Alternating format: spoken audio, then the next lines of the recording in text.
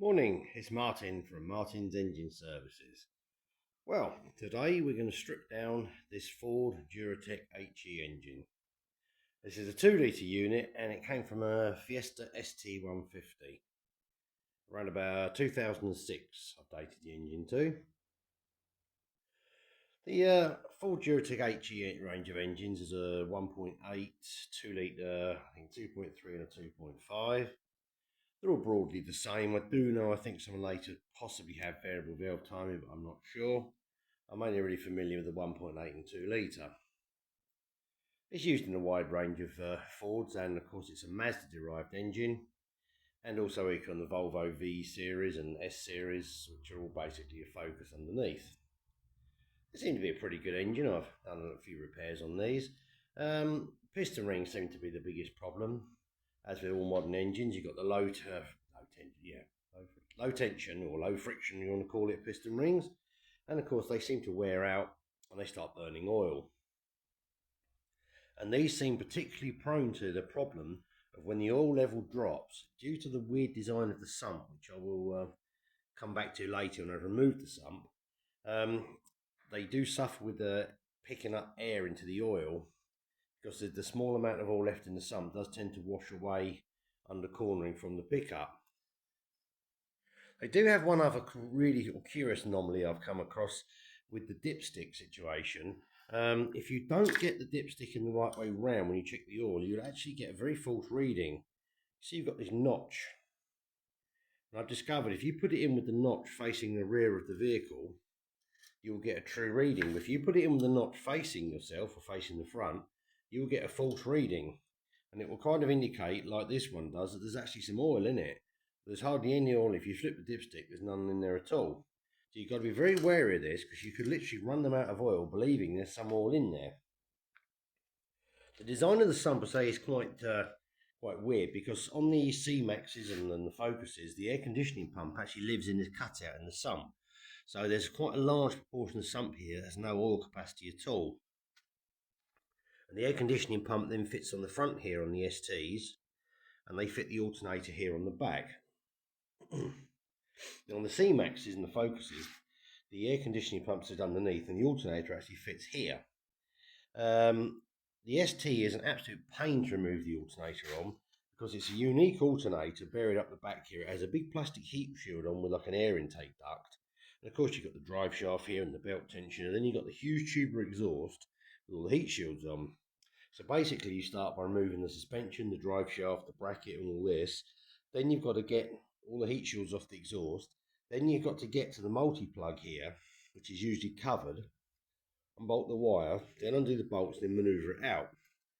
I've got an ST150 myself, and I've had this off a couple of times, and it is an absolute joy. It's quite a big engine when they fit it in the Fiesta, and there's not a lot of space. They're a pretty nice engine, really. They're very free revving and very torquey. I mean, they produce 150 brake horsepower in this form, which isn't a whole heap now, but it does make a Fiesta go very nicely, and it's a very torquey engine and does deliver good performance right across the power range. We'll quite happily poddle along at sort of 30 mile an hour in fifth, or we'll be still going vastly up the numbers on the speedo. This engine was actually given to me by a friend of mine who's actually got an ST150 as well, which he track days. And he purchased this engine, he purchased the whole car for parts, because the car had a lot of go faster goodies on it. And they knew the engine was blown up. They thought they'd donate it to me, because I do like to find out what's happened.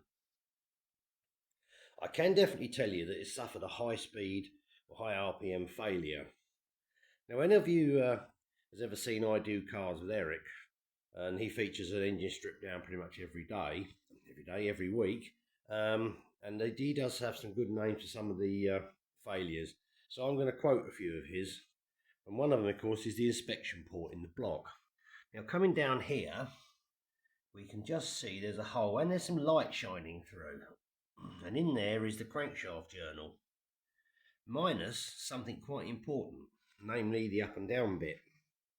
If we come around the front of the block here, we can see an even more spectacular hole. In fact, you can see right through to the back of the workshop. There's also a small peak in the sump where something made a bid for freedom. And something is definitely not right. I think it was actually on a track day when this happened, and I guess it was probably flat out at the time. It definitely had been driven rather enthusiastically because I've got the flywheel and clutch removed over here on the bench, and although the clutch is pretty new, it's basically been toasted. You see the hot spots on the pressure plate, which actually started dragging the metal over the surface. The iron's actually dragged here. Likewise, the flywheel, as you see, is absolutely cooked. There's heat cracks in it, surface failures and whatnot. On the clutch plate, well, it's basically been on fire. It smells like it's been toasted as well. So it does still turn over, and I did turn it the other day with a spanner, and it was sort of locked up, and I turned it the other way, and there was a clonk, and something dropped out and fell in the sump, and now it's so it does turn over. It's very, very tight, and something is a knocking it shouldn't be knocking. It does still have 3 compressions, surprisingly enough. Oh, there we go. That ain't right. It is exceptionally tight. So I guess it's munched up all the bearings. There's no signs of an overheating problem. There's still some coolant in it, which is still clean, and the water pump still rotates fine. There's no leaks. Don't think it threw the belt off or anything because all the pulleys are fine. Everything turns nicely. There's no play in these bearings, and they removed the air conditioning pump.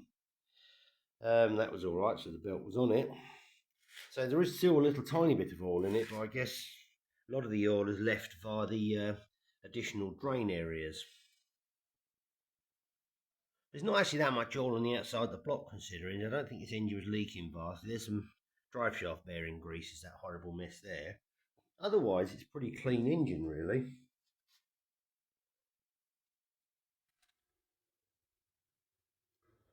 I have undone a few bits and pieces and loosened things off to speed things up, and I'll be attempting to do the rest of this strip down as live as possible. Maybe just pausing through bits and pieces. I'll remove a few bits. I've never attempted to do this before, so please excuse the complete lack of production quality and the fact it'd probably go wrong, but it's going to be the best I can do. It's a new adventure.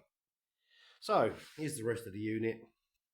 So the thing that first of all, I'll set the camera up so you can get a good overview of the engine, and I think I'll drain the oil out actually just to see what comes out. I've got a nice clean pot standby somewhere, and we'll see what reveals itself.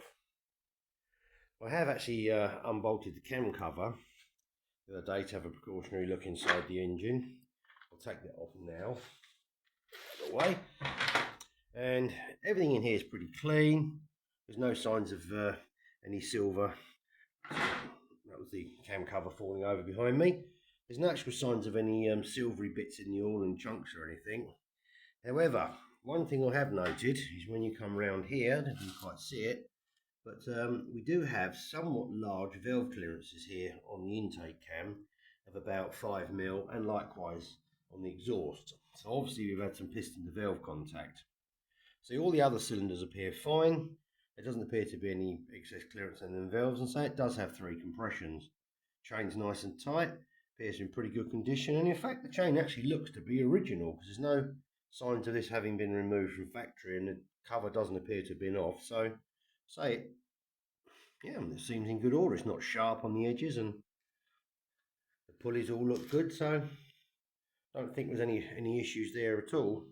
So it just purely looks like probably a low oil failure has caused a big end or two to go, and likewise it's probably took all the mains with it, because these do seem to suffer with that. But I'll get into that once I get the bottom end stripped. So what I'll do now is I'll fit the phone up into my somewhat interesting phone stand, which I've adapted using my sack barra. Paramile grip's a bit of metal, and don't ask. So if somewhere in this video everything goes a bit haywire and there's a crash, it's just the phone dropped off the stand. So let's pause things for a moment, and I'll get ready to remove the intake and a couple of other components from around the engine, and we'll get into it and see what we can find. Right, so we'll take off the inlet manifold. I've already removed most of the bolts from this because I can't really see an awful lot of point in watching me undo 7 or 8 bolts. I think we've all seen the bolt being undone before.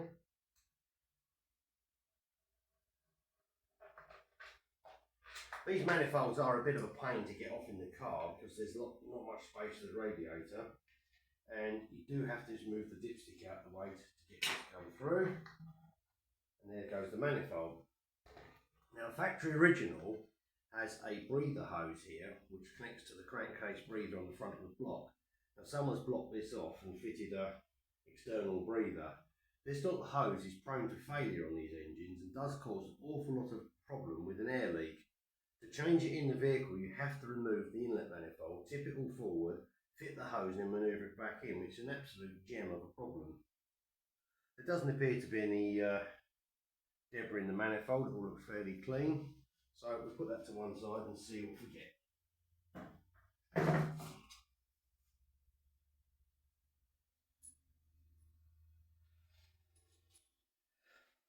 Can't seem to see anything in the ports. Everything looks quite clean in there. I'll bring you around to have a look at that a bit further on. I've taken a few other components off.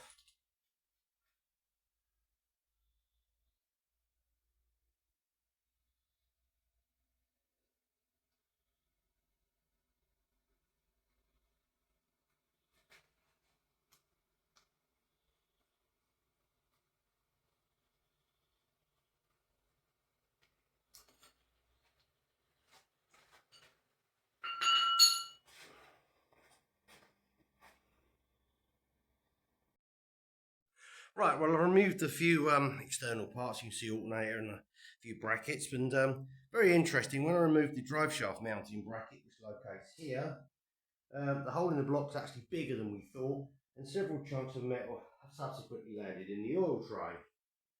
Looking inside the block here, there's definitely something not entirely right. There's some rather interesting hammer marks in there, so we should be seeing something quite interesting. This is the plug where the timing pin goes in, and surprisingly enough, considering it's in line with the end of the crankshaft, it's still okay and undamaged. It's quite surprised that's survived that. So what I'll start doing now, I think, is removing the timing cover and expose the chain, and then we get the cams out, because the head bolts are actually under the camshafts. So we'll have a look at the cam journals. So there's no marks on the cams as such, so they're probably okay. There'll be a bit of noise in a moment because I've got to air gun the pulley off, so please excuse that. I have drained out the oil, and so there are several lumps of block fell in the oil. And the oil's about probably a litre and a half or so in there. It smells absolutely as foul as it looks. It's a horrible black treacly sort of colour, so you get the feeling she was probably overdue an oil change. So I'll just get the air gun out and everything else, and we'll get that front pulley off. I'm not going to worry too much about getting the timing set up, so I don't think this one's going to go back together again. To time these up, you actually have a pin that goes through this hole here and locates against the web on the crankshaft. There's a bar goes in the back of the cams, as in most of the Ford Z-Techs, belt-driven version as well. And that locates your cam position. The cam sprockets are just a bolt-on fit. They don't have any woodruff keys. And one important thing you have to remember on these is that this pulley, again, it just clamps up, but this pulley has to be timed to the rest of the engine because of the crankshaft sensor. If you don't get that right, you'll throw the timing out. There is actually a pin goes through here and locates into the block. So you've got to be very aware of that.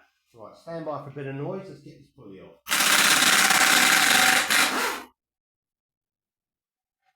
And there we go. So that's just an interference fit. Hasn't got any form of clamping other than the bolt. And there's the timing disc on the outside, and there's the cutout to denote TDC. There is actually a small amount of adjustment on this sensor. I don't understand how you're supposed to adjust it. I mean, there's no timing marks to work from, so no really idea how that works. So if you ever take one of them off, you just always put it back as it was.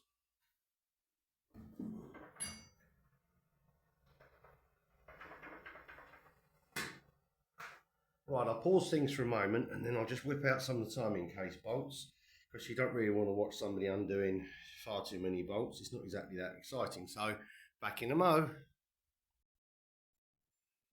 Right, well, just a few more bolts to go on the cover. And then we'll be able to see what's inside.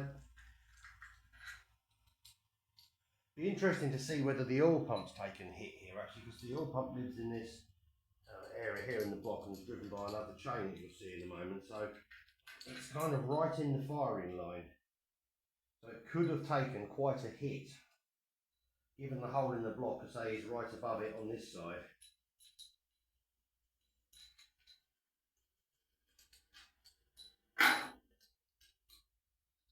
And there's always one bolt that doesn't want to come out.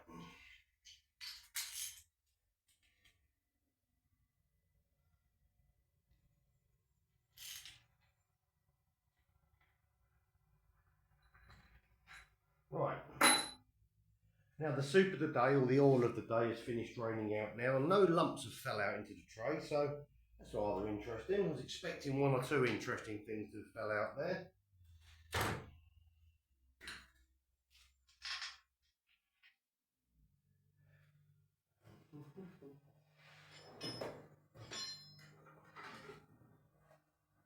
Right, let's pop the cover off and see what we get. There's somewhere to pry on here. Keep moving. Well, I don't think it's going to hurt if we leave her on the cam, so I don't think any of this is going back together. There's always that one bolt you're going to miss somewhere. That's actually for the tensioner, isn't actually a through bolt. Or is it? He says confidently. There she goes.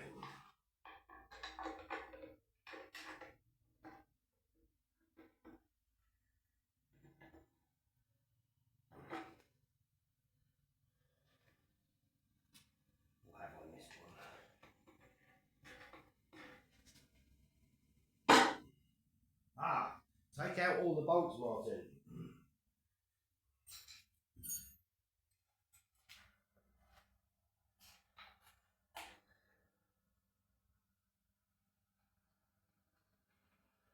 Before I go and break the only good part on the front of the engine. Now it should come off.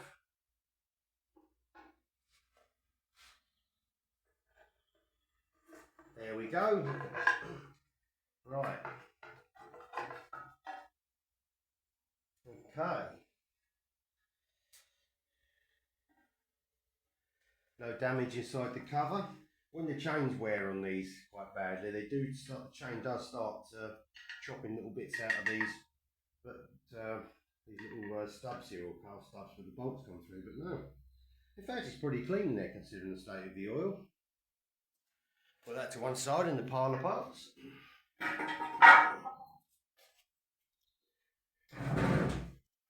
Now looking into the chain setup, everything seems to be quite good. Oil pump chain still on and tight. There seems to be a few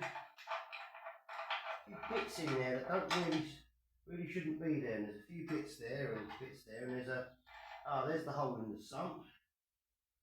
But, I think the oil pump probably had a couple of hits. Chain's a little bit worn, the tension's extended a bit, but it's not fully extended, so doesn't seem too bad. And yes, I think it is the original because the silicone seems original. Right, let's just whip the timing chain off and have a quick look at that.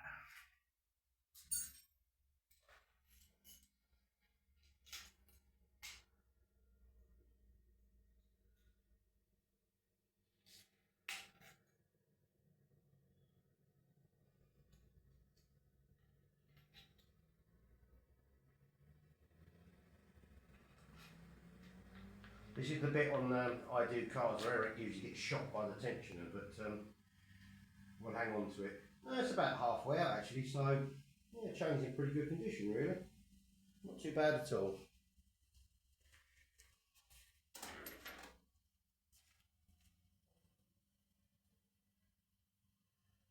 Slide the timing guide out.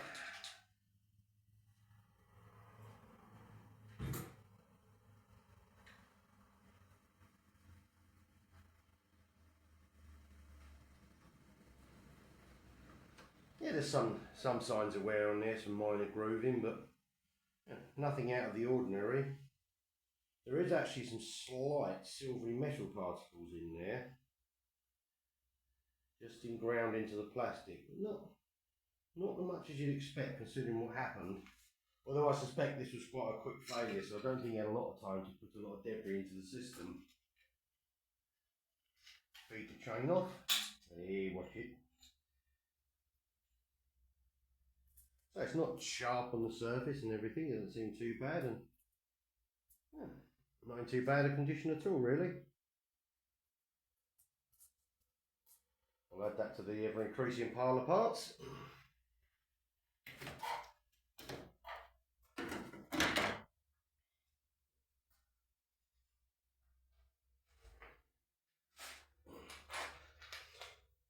I know this is a little bit naughty, but don't tell anybody. You really stop the cams rotating in case you do veer off the piston contact, but I think on this engine it's the least of its problems. Those sprockets all nice and clean, the original, teeth aren't sharp or worn, so that's a minor marking on there, but nothing out of the ordinary.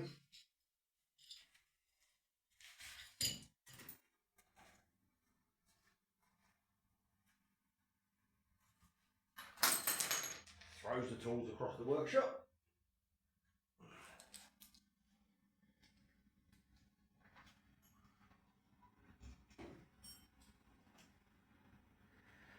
Let's pop the other guide off and have a look at that. Let's see how that's fared.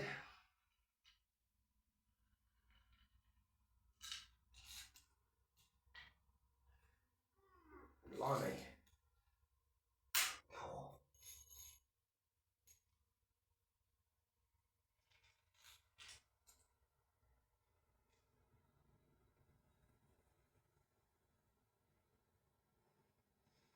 Yeah, again, there's some slight metal particles just caught up in the bottom there, and there's a bit more wear on this one. See these little spots here, it's actually worn slightly deeper than the other one, but it's not worn through, it's not broken. Seems to have survived well. And now here's the tensioner for the oil pump.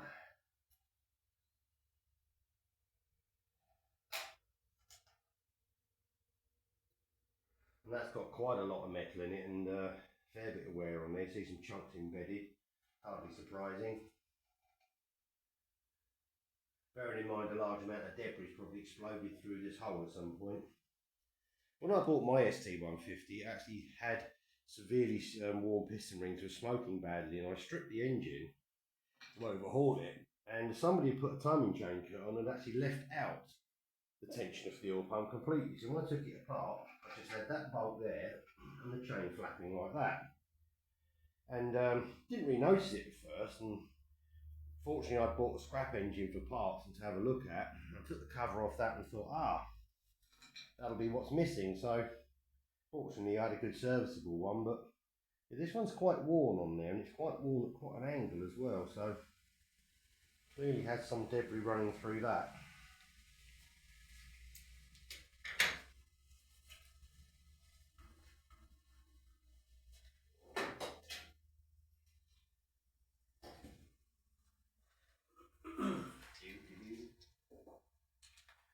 I'm going to cheat a bit on the oil pump and get it off the quick way. I don't think that oil pump's going back in anything soon. The only place that will be going is to be stripped down of aluminium and heading to the scrap pile. Oil pump sprocket doesn't appear to have taken any hits. Oil pump chain seems to be okay considering. It's a little sharper on the back there than the other ones, so obviously it's been yeah, where that guide was worn, it's just started to wear the chain a little bit, but not serious. Crankshaft sprocket. It's been good order. Very important to get this the right way. You can't really get the wrong way around because the oil pump chain is actually narrower than the main chain. There's not a lot of difference in it, but you can imagine trying to put it together the wrong way around. There's some wear on the teeth there, but again, we don't know how many miles it's done, and it all seems to be in reasonably good order considering. Right, more parts for the pile.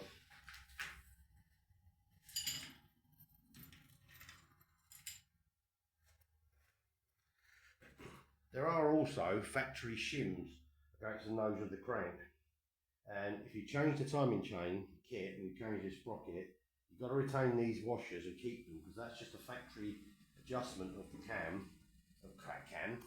crankshaft, to ensure that the distance from there to the pulley is correct, and then you don't worry about having to shim it when you change your pulley. But they're very important to keep these.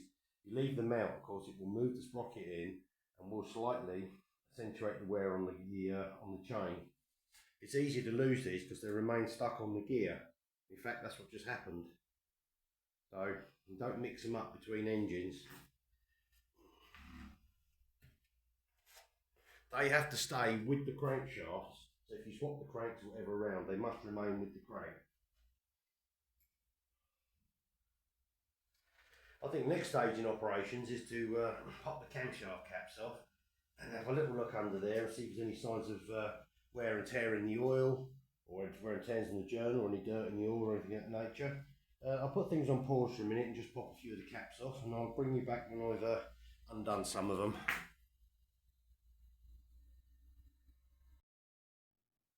Right, well, that's got the cam caps all undone. One thing I didn't do and should have done early on in this video, of course, was remove the spark plugs and see what they have to say. I think we can guess which cylinder the problem's going to be in. I suppose now, of course, this engine could say it identifies as a 3-cylinder EcoBoost, although it's probably more reliable than an EcoBoost engine, even with even one of the cylinders deleted. Probably still ran better. Oh yes, the spark plugs have definitely got a story to tell us.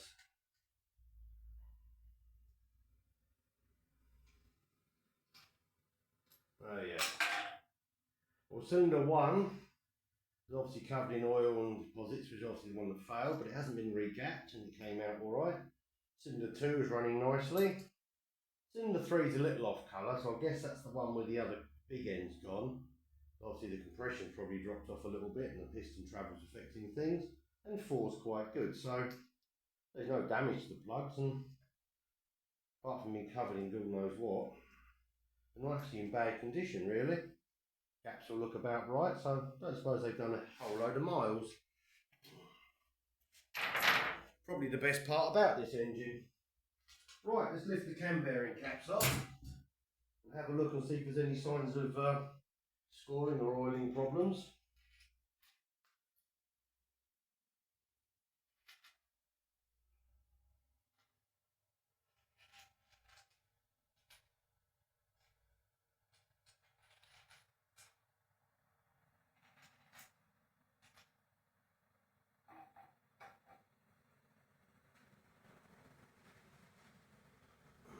Right, so we've got some leaves in there. Maybe that'll help take up the gaps in the valve clearances.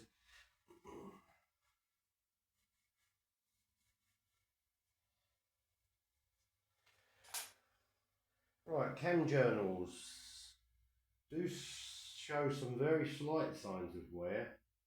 Can't really feel any grooves in there. In fact, it's possibly more just oil discoloration, maybe slightly dirty oil, but there's definitely some minor marking in there. Well, that one's a bit worse. Oh yeah.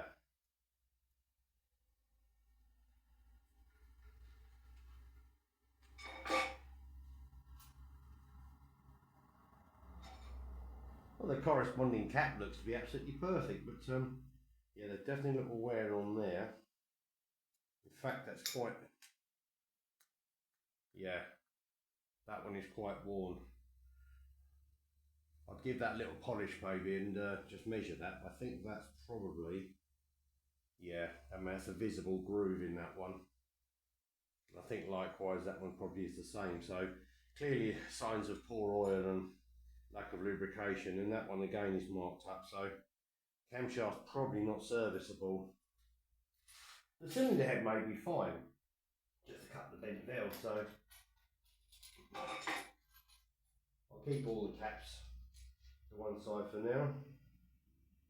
Yeah. Just delete a few parts, don't need those.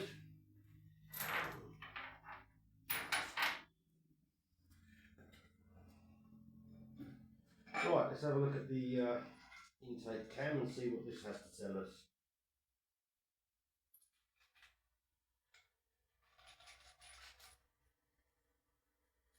I think much the same story is what it's going to tell us. Right.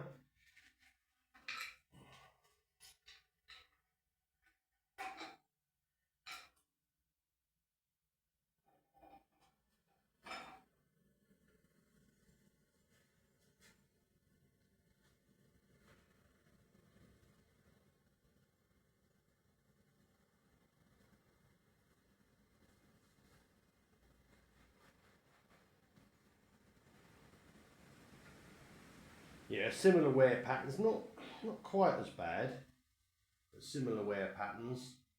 No, it doesn't seem to have the grooving as much. There's a little bit on there. How much of that will clean up and what its tolerance will be afterwards, I don't know. So this one's probably borderline. I think this one's too far gone. I think the exhaust has pretty much had it. I think the intake might be serviceable.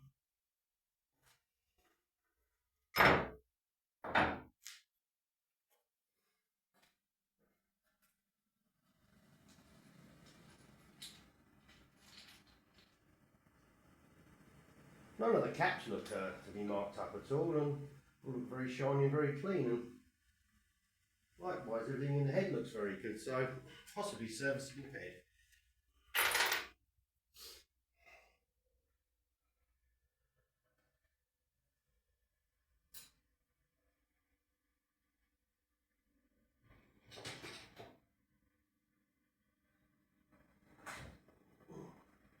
Right, let's remove all the cam followers. These are shim type followers, selective fit, so it's handy to have a few spares. I have a spare engine myself which I've robbed, and I think in a previous video I showed how I actually had to grind them to the 1.4 duratec. But I'll certainly keep all these.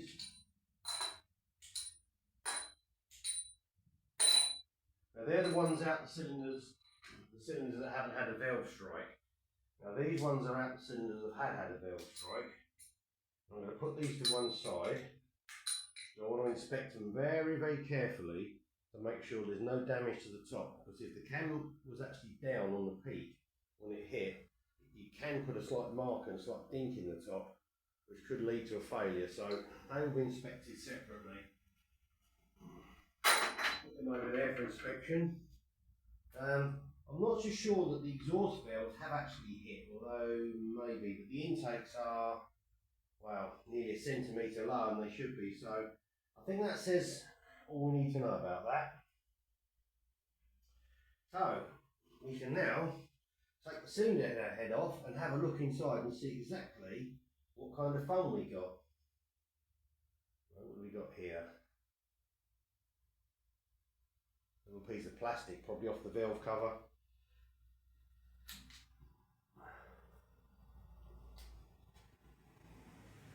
And a few more leaves. But no, so there's no metal in here or ground up or chewed up anything, so I think it was a fairly quick failure. Now let's get these head bolts undone, and they're taut and going to be quite tight.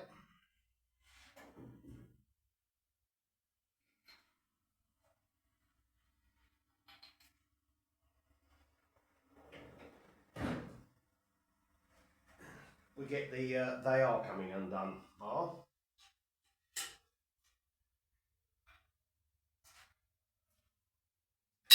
Oh. Yeah, they're good and tight.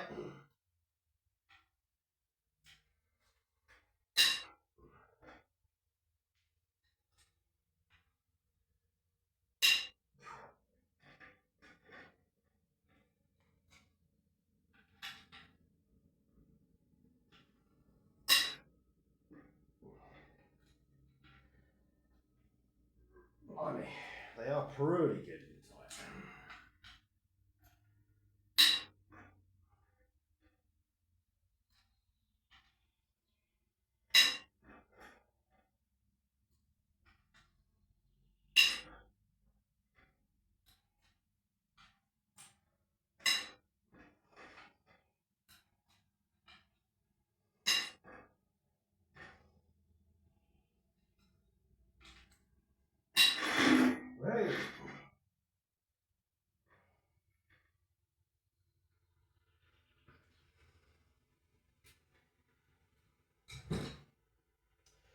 taking off there.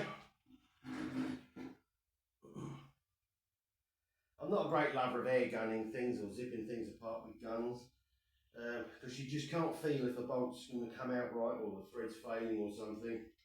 I think you do more damage. I like to take everything apart the correct way, loosen it off gently, and you can probably stop before we have a problem. Especially like gunning spark plugs out and things, that's just not a good idea in my opinion.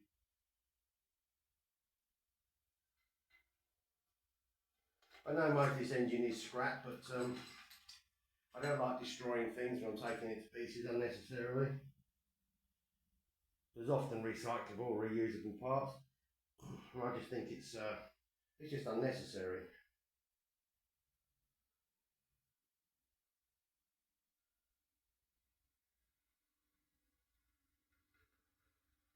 In front, like this head bolt here doesn't feel overly brilliant on the way out.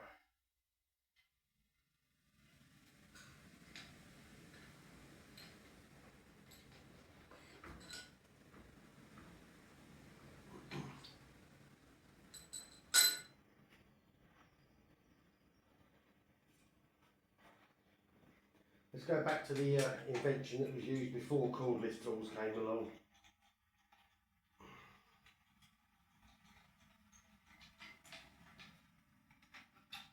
I don't suppose a lot of people even know what a speed brace is anymore. I'm still a great believer in using it. It works and it don't go flat.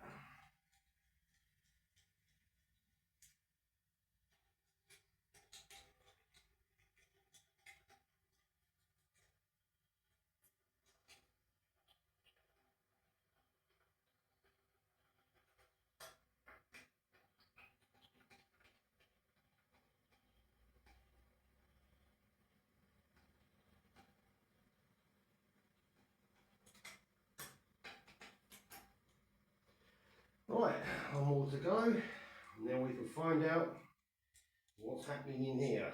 And I've got a feeling this could be quite spectacular.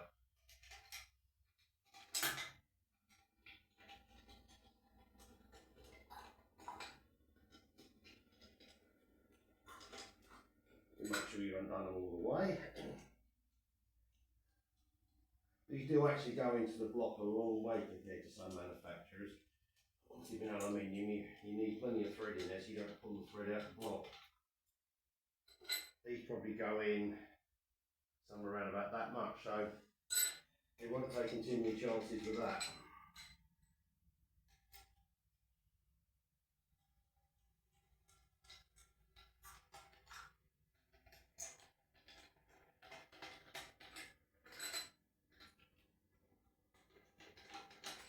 Right, that's them all loosened off.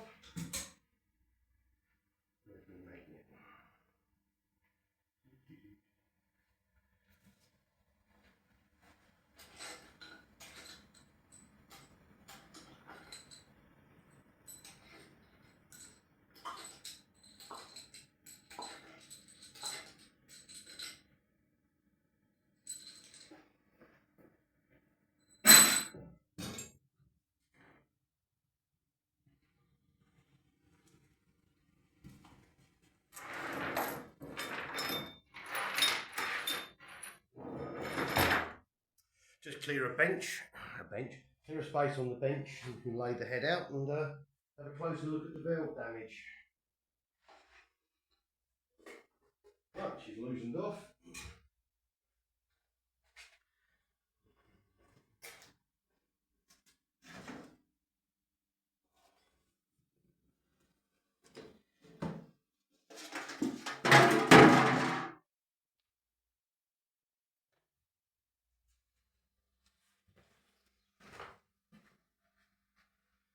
Right, here we go.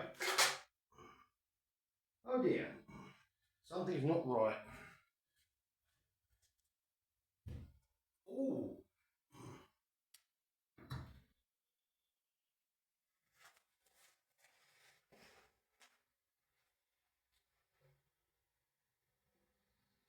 Let's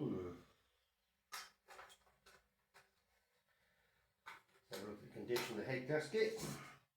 That's an MLS multi-layer steel. So when you take these off, they are like razors. Beware.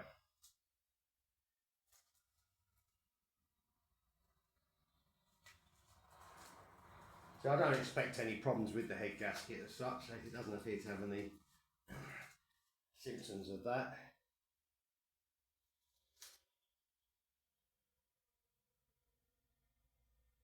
The black deposits around here aren't carbon, it's actually the sealant coat they put on the gaskets. It's black when it's new, and it's just, you know, bits have come off on the block, some have come off on the gasket, but there's no burn throughs and it's pretty clean, so I don't suspect any issues there. Likewise, the coolant passengers are all clean, there's no oil in there, and nothing to suspect there's a problem. However, the observant above you probably have noticed that we have an issue. We have at the top, sort of at the top, on the top of the piston's got a whacking great three-way split in the top. Which, yeah, it did hit the exhaust valves and very comprehensively hit the intake valves. This looks like quite high RPM failure.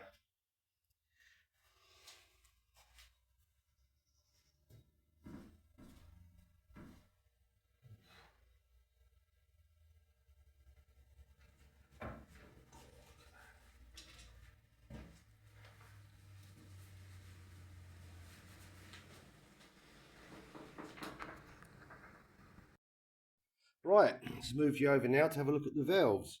Now, I'm standing in the light. The exhaust valves here have hit the cylinder head. There's actually a witness mark out here, but although they are slightly bent, but have gone back in their seats.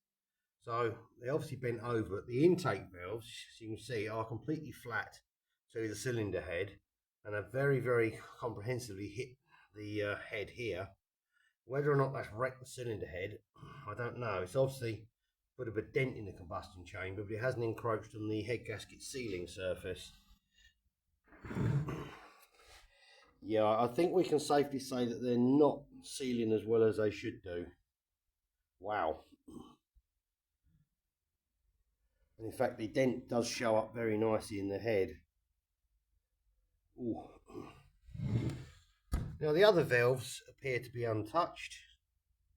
Appear to be any issues there if I'm standing in the light.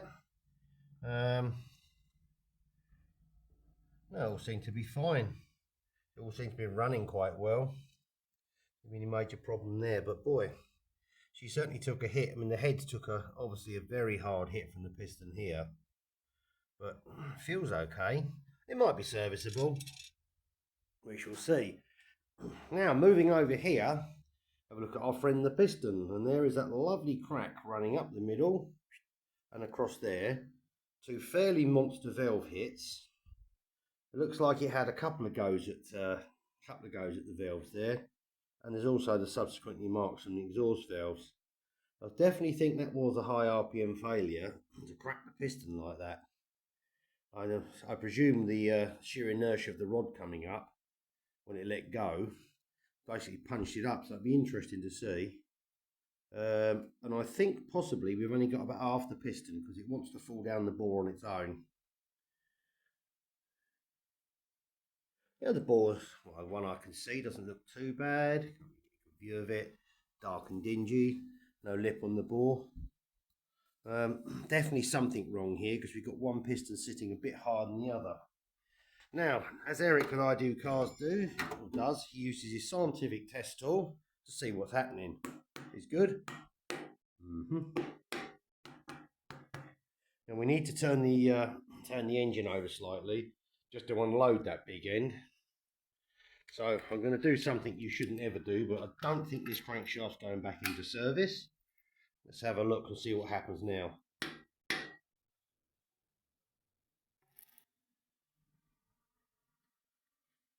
Ah, it's number 2.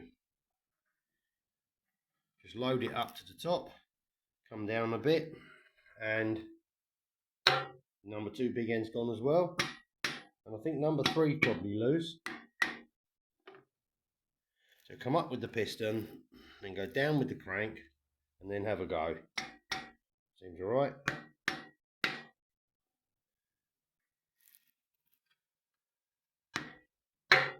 Yep, number two's definitely left the building, and oh, the split in the piston gets better. She's about to fall to pieces. The crack runs all the way around and the oil's squishing out of it. Oh dear. We think something bad has happened here.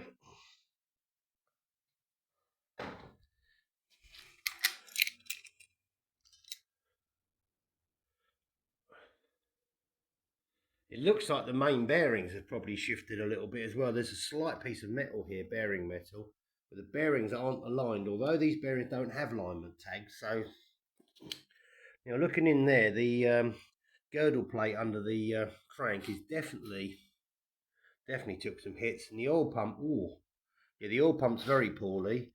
There seems to be lots of bits in there I don't think should be laying around. In fact, I think that's the conrod cap laying in there. You can't really see it, but yeah. Mind you, you can probably see it through this handy inspection port here, which makes servicing the engine much easier. So, I think the next phase of operation will be to drop the sump off, and I think what I'll do with that is I'll unbolt it and lower it down now rather than tip all the debris into the top of the engine. So I'll just pause things for a moment, get the sump removed, or ready to remove, and bring you back when we found something.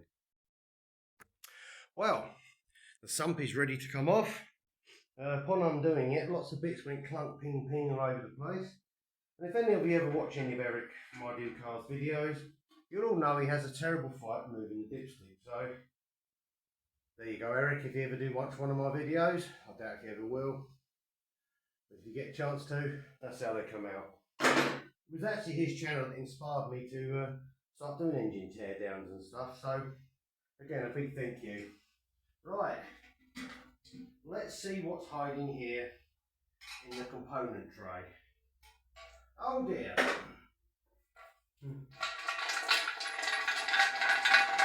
Well, as you can hear and possibly see, there's lots of interesting bits in here which probably shouldn't be in there.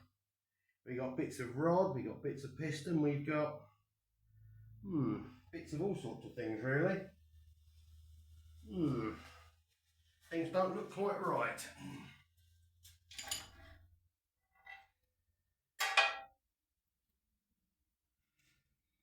Oh dear.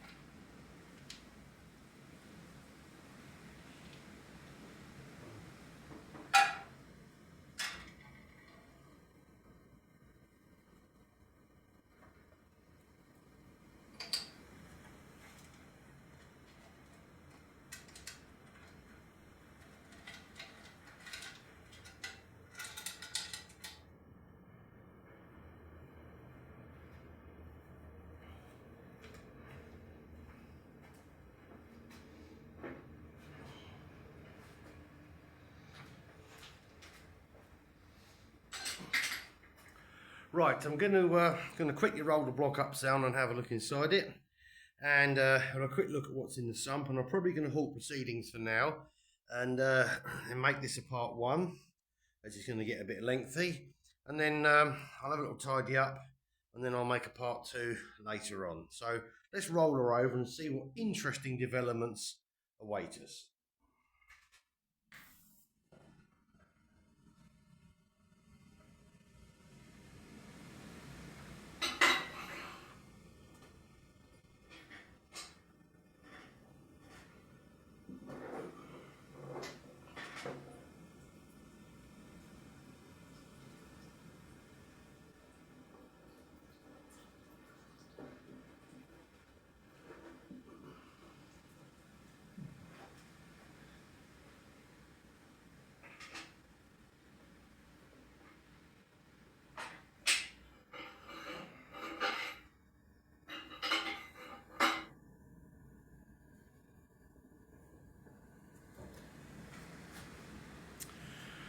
Well, let's have a quick look and see what we've got inside. Well, we have one completely melted big end. The chunks missing here out of the main bearing girder. Oh, and a good chunk out of the oil pump. Wow, look at that, that's quite spectacular. Journals 3 and 4 don't appear to have overheated. Journal 2 definitely. Oh, there's some carnage inside that block. It appeared to be missing. Oh no, it's alright, it's still in there. We've got the other half of the conrod. There's a fair few chunks of the piston missing, which I found in the sump. Surprisingly enough, well, I don't know if the oil pump still turns actually. It's now the oil pump's actually locked solid, which is probably part of the problem with turning this engine over. Now, what I found in the sump initially, and oh, good old bank holiday in England, it's just started lashing down with rain. Anyhow, we've got a piece of the rod, we've got the rod cap, we've got another piece of the rod that's gone back in, bit of the piston. There's all manner of interesting things in there. Oh, there's the oil pump, we can mend that. Conrod bolts, a little bit out of shape, probably serviceable. Yeah, right. Oh, there's a bit of piston with the gudgeon pin boss. So it's actually broken the inside of the piston out, but left the gudgeon pin still in the piston, okay? And as you can see, it had a really good go at getting out the sump. It split here, here, here, here, and all around there. Wow. Okay, very interesting findings. Anyhow, what I'm going to do now, I'm going to sign off, and time for another cup of tea. I haven't had enough today, that's the problem. So I'll have a tidy up. I'll publish part 1, and then I'll bring you all back for part 2 later on, and we can have a full investigation of the damage to the crank and all the other internal components. Anyhow, I hope you've enjoyed my attempt at a slightly longer, slightly different format today. I've done my best with it. So production standards, as always, will be 0. Definitely no Spielberg directing this one, but hope you found it interesting and seen a few interesting things, and discovered along the way just what goes wrong when you run things low on oil and just revving that fraction too hard. Anyhow, please like and subscribe for this part 1. I say part 2 will become this afternoon. So I'll sign off now, and I'll bring you back later. Thanks for watching. Bye for now.